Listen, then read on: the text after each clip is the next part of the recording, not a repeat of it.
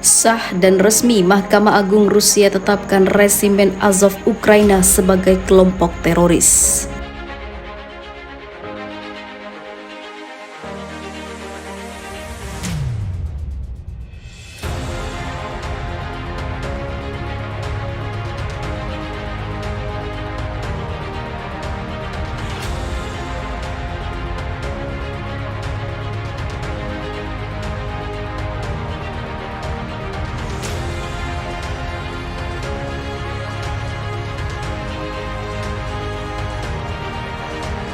Sah dan resmi, Mahkamah Agung Rusia tetapkan resimen Azov Ukraina sebagai kelompok teroris.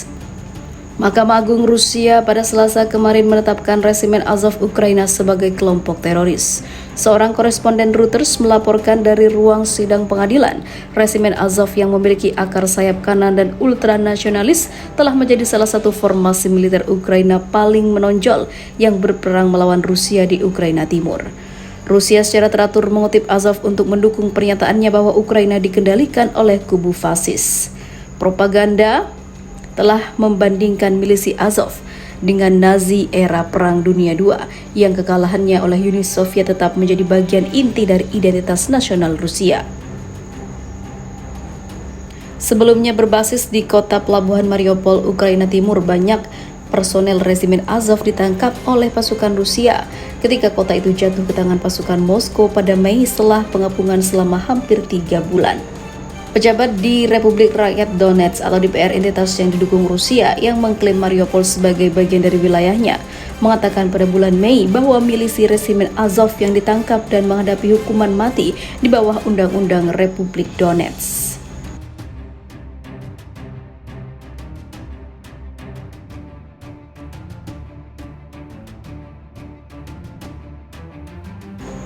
Mahkamah Agung Rusia pada Selasa kemarin menetapkan resimen Azov Ukraina sebagai kelompok teroris.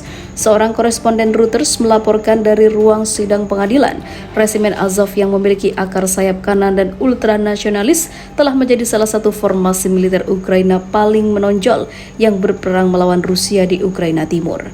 Rusia secara teratur mengutip Azov untuk mendukung pernyataannya bahwa Ukraina dikendalikan oleh kubu fasis. Propaganda telah membandingkan milisi Azov dengan Nazi era Perang Dunia II yang kekalahannya oleh Uni Soviet tetap menjadi bagian inti dari identitas nasional Rusia. Sebelumnya berbasis di kota pelabuhan Mariupol, Ukraina Timur, banyak personel resimen Azov ditangkap oleh pasukan Rusia ketika kota itu jatuh ke tangan pasukan Moskow pada Mei setelah pengepungan selama hampir 3 bulan.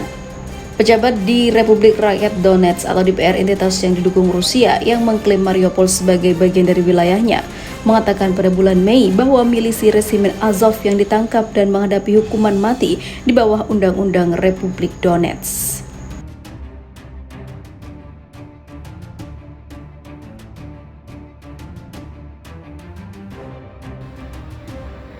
Tentara neo-Nazi Ukraina jual nyawa warga sipil demi menang perang.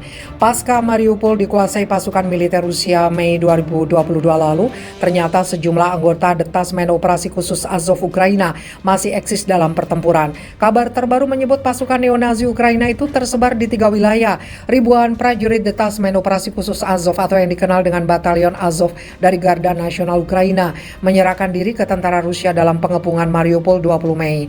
Ternyata tidak semua anggota Batalion Azov memilih menyerah kepada pasukan Angkatan Bersenjata Federasi Rusia. Pusat Kendali Pertahanan Nasional Rusia melaporkan bahwa ada ribuan anggota Batalion Azov yang masih berada di medan perang di Oblast Provinsi Kharkiv, Mykolaiv, dan Donetsk.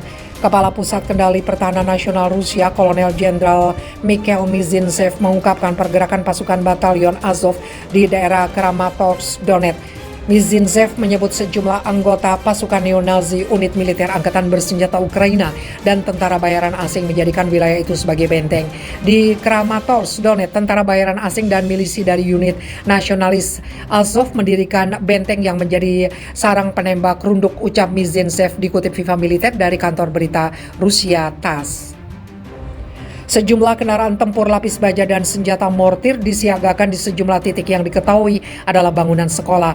Mizinzev membongkar posisi pasukan militer Ukraina dan batalion Azov berada di sebuah sekolah Jalan Yubi Lainaya serta sebuah rumah warga sipil di Jalan Akyubinskaya. Lebih lanjut, Mizinzev mengatakan unit militer Ukraina juga menyiagakan sejumlah penembak runduk dan menahan banyak warga sipil. Para warga sipil dipaksa pasukan Ukraina untuk menjadi tameng hidup saat militer Rusia menyerang.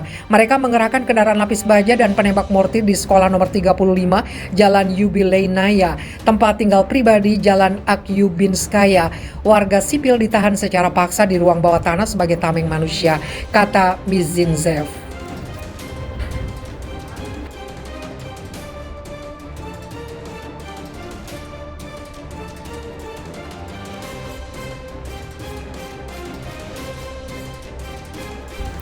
Video keganasan neonazi Ukraina tidak pernah disorot melakukan kekerasan kepada warga sejak 2014. Saat ini, dunia tengah fokus menyoroti konflik Rusia dan Ukraina.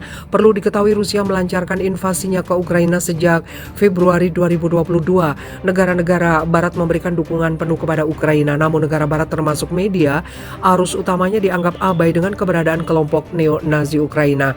Padahal di awal invasi Rusia, kelompok neo-Nazi Ukraina dianggap menjadi salah satu pemicunya. Melansir Tribun Manado, laman media Sputnik News mempublikasikan artikel yang mengulik mengapa media arus utama Barat bungkam atas eksisnya kelompok neo-Nazi Ukraina. Kehadiran kelompok ultra radikal itu turut memantik kekerasan yang menargetkan warga etnis Rusia yang berbahasa Rusia di Donbas selama 8 tahun sejak revolusi Euromaidan 2014. Setelah 2014, umumnya media arus utama Barat mengambil sikap pro-Ukraina. Sangat sedikit jurnalis Barat yang kritis dan mau berbicara secara terbuka tentang neo-nazisme Ukraina yang merajalela. Hal ini terjadi karena kekosongan informasi yang dialami oleh hampir seluruh audiens Barat sejak 2014.